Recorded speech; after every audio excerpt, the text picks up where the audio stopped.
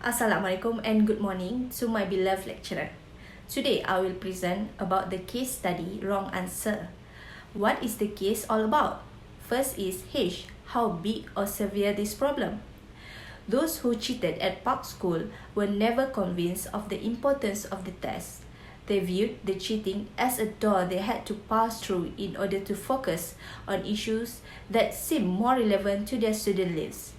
44 schools had cheated, and that a culture of fear, intimidation, and retaliation has infested the district, allowing cheating at all levels to go unchecked for years.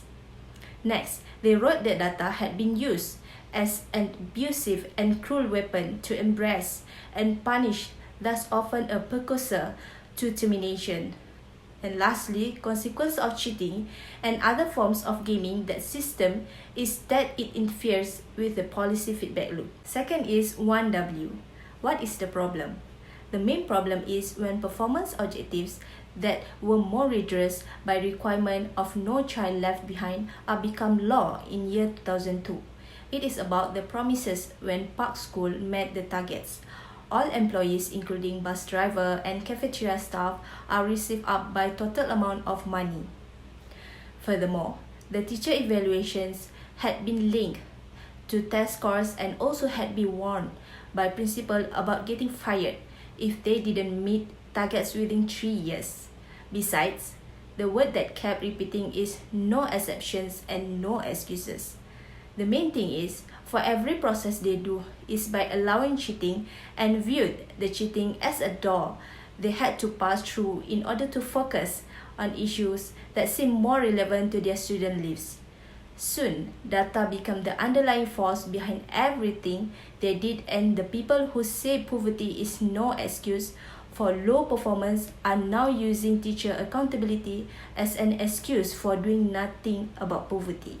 The second W is, where was the problem found? The problem found is at several schools in Atlanta and especially at Park's Middle Schools at Atlanta. The third W is, who found the problem? Heather Vogel and John Perry of the Atlanta Journal-Constitution were reported and found all the problems. The fourth W is, when was the problem found? All the problems are revealed a month after dedication in year 2009 and within 2010. And the last is fifth W. Why follow the present way? It is because the performance objective had been created by No Child Left Behind, which became law in 2002. When a school met its target, all employees including bus drivers and cafeteria staff received up to $2,000. She linked teacher evaluation to test scores and warned principals that they had been fired if they didn't meet targets within 3 years. Eventually, 99% were replaced. Next, Hall's targets required that the number of students who met standards rise by nearly 3% annually. In addition, a group of students had to exceed standard each year. Besides, there were no studies supporting that rate of improvement. When every of them had been realized from their wrongdoing, the Casey Foundation to give him an incentive award grant of $15,000. At the same time, Waller concluded that the school couldn't meet its target that year. More than half of students were performing below grade level. All of that is the behind reason that they use as educational reform could swiftly lift children out of poverty. Next, I will explain more about what is the key lesson from this case study. The key lesson learned from the topic study is about the school management need to organizing for quality. TQM is no different, where school staff need to know the why as well as the how, and the school's institutional planning process can be helpful in providing a direction for them. By developing a vision of being school's turnaround and maintaining an index of all the objectives, no child left behind, communicated and shared with everyone, and must have an integrity and accountability person is what the school need to achieve. Besides, Park School need to determine a common sense of purpose which defines exactly what they are trying to do and being transparent through all the process. It means that Park School cannot view the cheating as a door they had to pass through in order to settle up on issues that seem more relevant to their students' lives. At the end, goal of education isn't to get students to answer the right number of questions, but goal is to have curious and creative students who can function in life. Besides, this important thing is educators, including the principal, need to behave with an integrity. Next, the importance of quality circles. These quality circles need to receive training in problem solving by not use an easy way by cheating, but more to rational based on issue phases. So by that, they can make recommendations to management normally by giving a formal presentations of their findings through the issue. They must follow up by implementation and review before start the action. Furthermore, mentality among staff where Mr. Waller works with new staff and not old and is trying to divide and conquer the seasoned staff. Lewis and other favorite teachers were part of the become known as Waller circles. Some had their own reserved parking spaces, but in quality circles, it enables the groups to harness the experience of individuals and create opportunities for the resolutions of any issues. From the Waller circles, they must move a long way from the management know best principle. The quality circles make significant contribution to understanding the role and responsibilities, transparency, teamwork, improve quality of service and students, and most important is sense of purpose. The third key lesson is school transparency on attitude towards supervision of Park School. In educational process, determining and fixing the lateness in reaching the goals and improving the level of attaining the targets can be ensured by a healthy supervision process.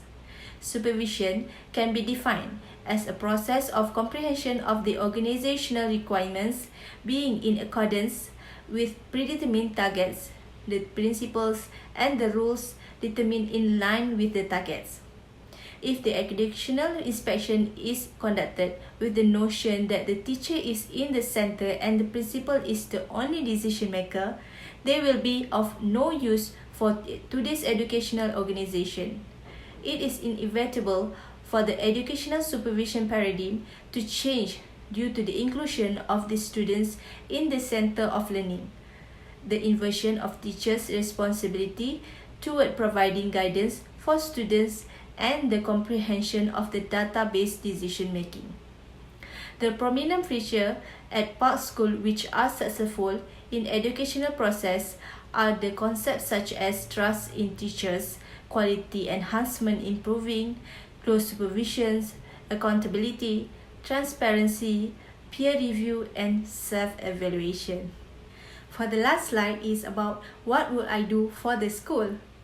First is improve leadership practices.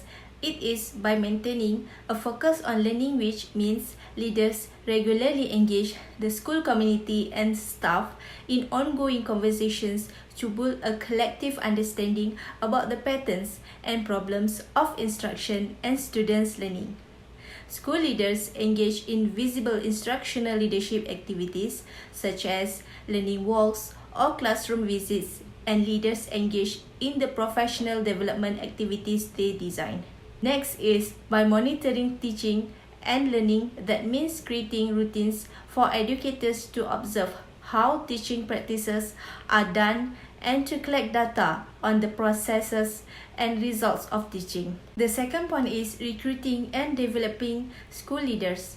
School and system leadership roles provide another career pathway.